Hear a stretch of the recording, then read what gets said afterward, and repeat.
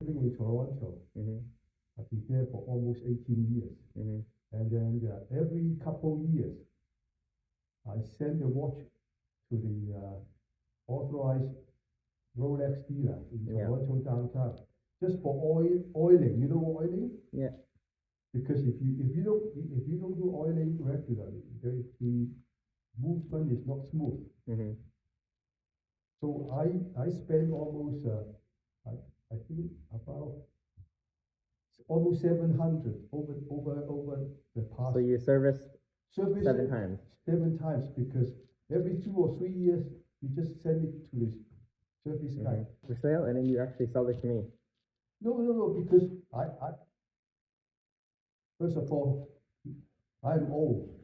Yeah. I don't want to keep so many things with me. You never know when I'm going to die.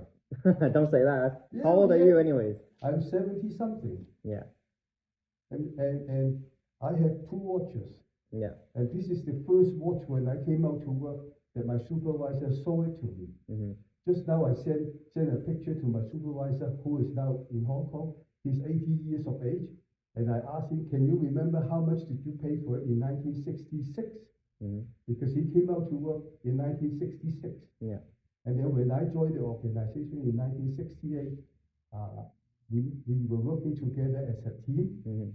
So, like I told you, everybody of us, when we came out to work, we admire the supervisor who wear beautiful watches. Yeah.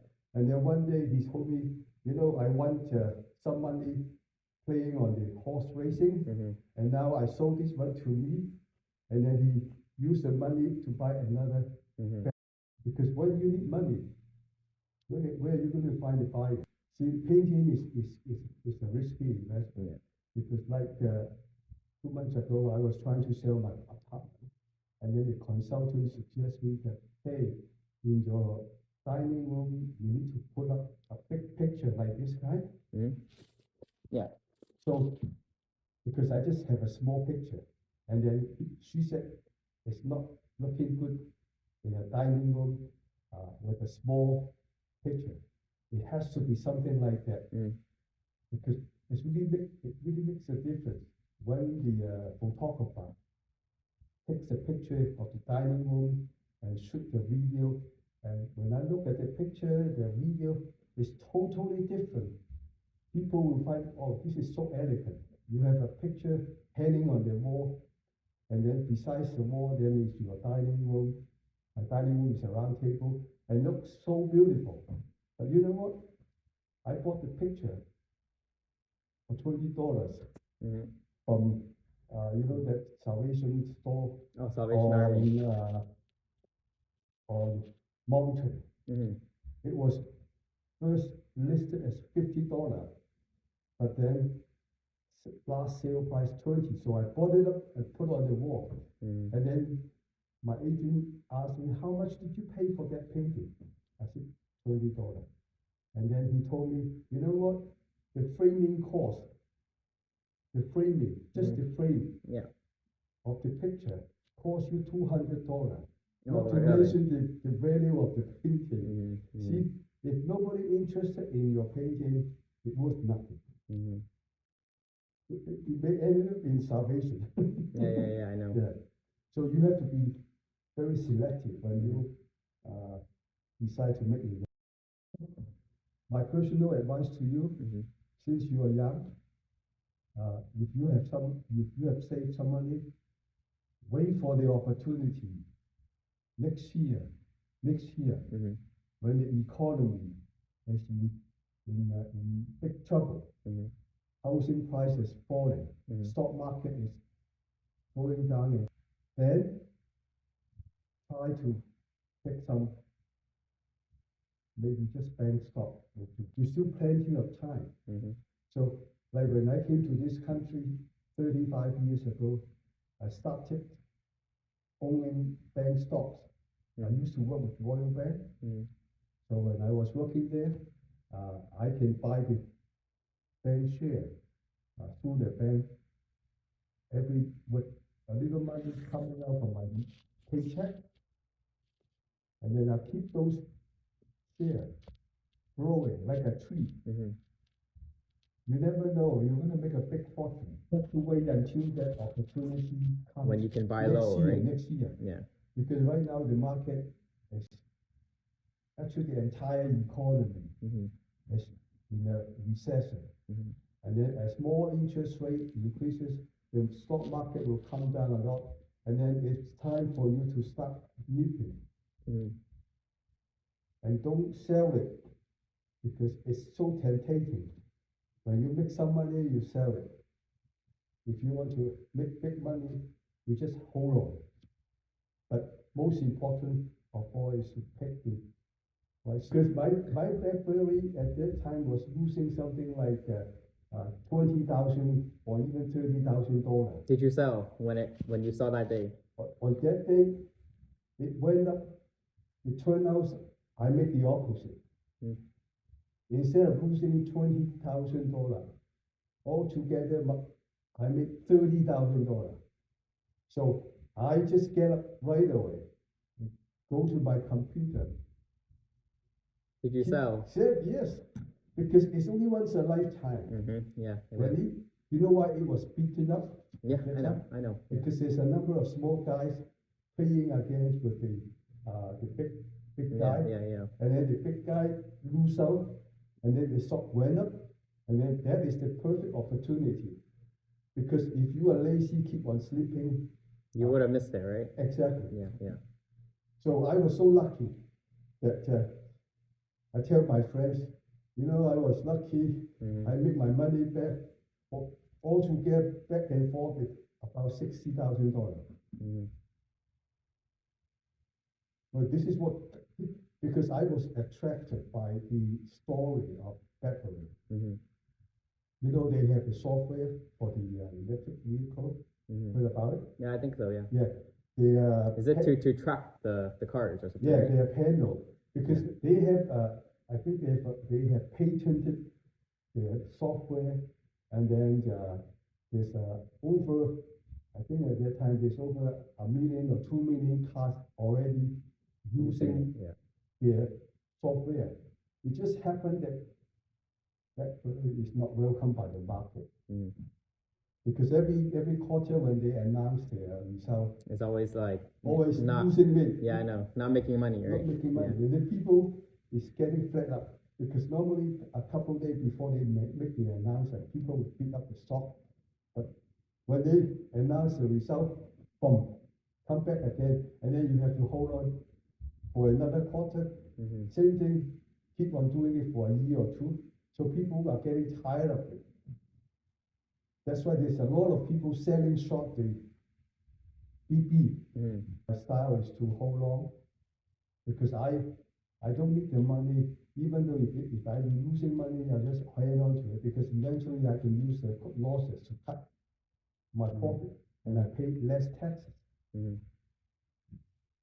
So you have to be patient. You have to do your homework. If you don't do your homework, you just simply listen those experts talking about it. Eventually, you may lose out. Not every time you can make money, for sure.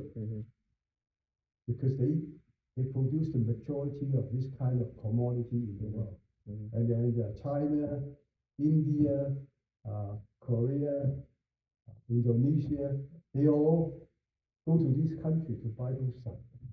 Even grain, because they produce a lot, they plant a lot of grain. So this is a very interesting topic. And look, most people I met, they are not interested. I wouldn't tell them anything because it's hard to find someone who are interested in investment nowadays. People just want to make quick money.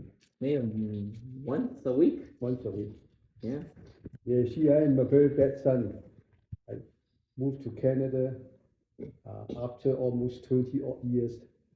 Then I moved to Vancouver here, and then I start thinking going back to Hong Kong every single year to spend at least a month or two with my parents. And initially I was able to spend time with both of them. But a couple years later, my father passed away. Then behind behind my mother, but I'm still doing the same thing every year. Spend 2 months there with my mother. At that time, she's alone. And unfortunately, she only lived up to, I think it's 90 years of age. But I didn't have spent long time with her. I wish I could spend at least another 10 years while I was in Vancouver. So every single year I try to Hong Kong and spend time with her. But unfortunately, only 5 years, and then she passed away. She couldn't come here, or she didn't want to? No,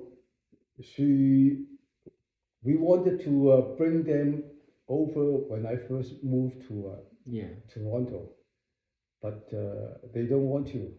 They prefer to stay in Hong Kong. Yeah, understandable. Yeah. See, as a son, you know what to do. Yeah.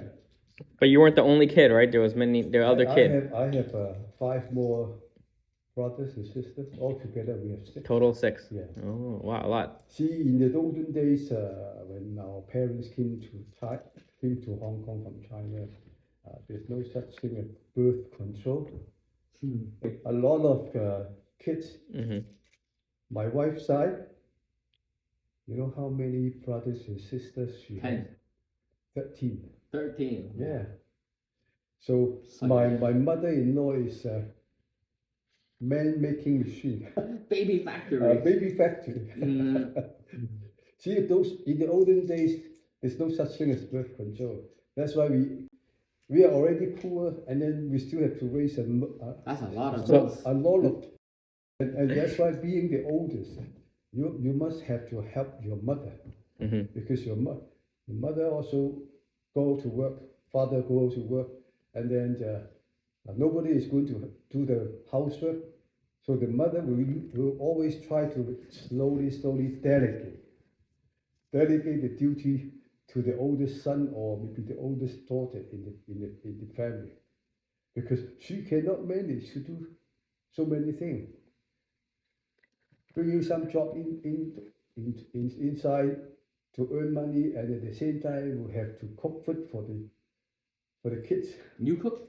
I do. What did you cook? 水蛋 or no 番茄蛋? I'm good at everything. Everything? Since I'm 8 years old. What's your best dish? Best dish? All kind of Chinese dishes. Just one. Just one. Fried vegetable with beef. Yeah. And then I cook steamed fish.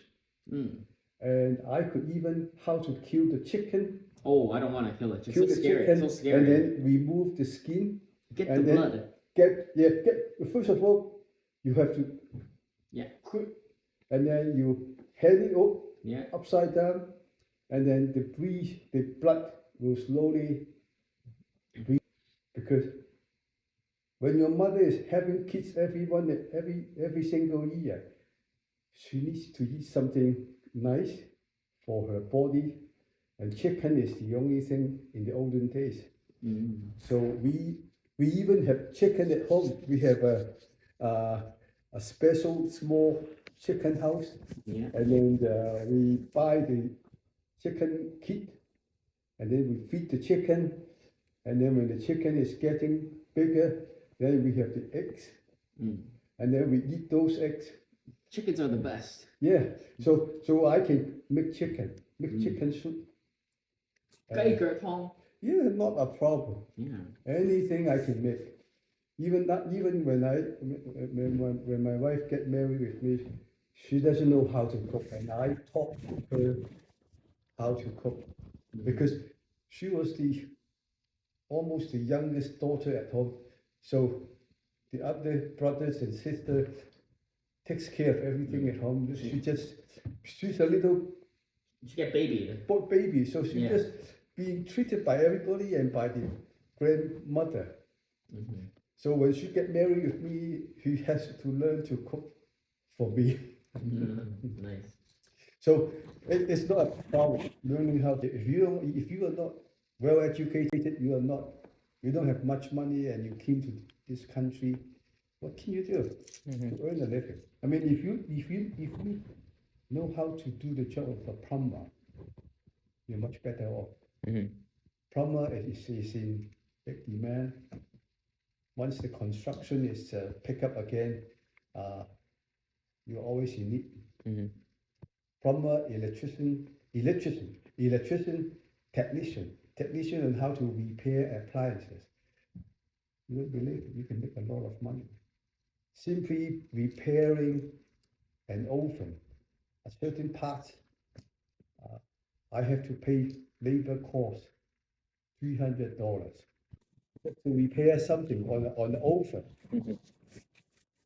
See, because they are a technician, they are educated, I think they have license or certificate to give to do this kind. You have some appliances that's not working, and you don't want to replace it right away. You try to get help, and those guys will come. First of all, they come and examine the problem, identify just to the first visit. They charge you 110 or 150.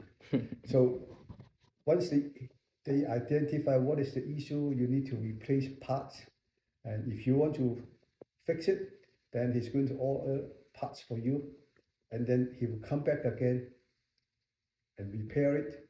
The total cost of repair can offset the first visit cost. So like when I asked this guy to repair my oven, because I had to sell the property, the oven control button is not working. Fucking hell. We didn't notice that until the last minute. The inspector is coming to do the inspection. We found out the shut off button is not working. So I'm just crazy trying to get help to order the control part, the parts. You know how much? $300 a piece of metal with all those funny things behind. And then the repair labor cost 300 something. Total shit. together, got plus tax, 700. Better than buying, because if you buy a new oven, like a KitchenAid, you may have to pay $3,000 to $4,000. See, if you try to pick up something like this, you will be much better off.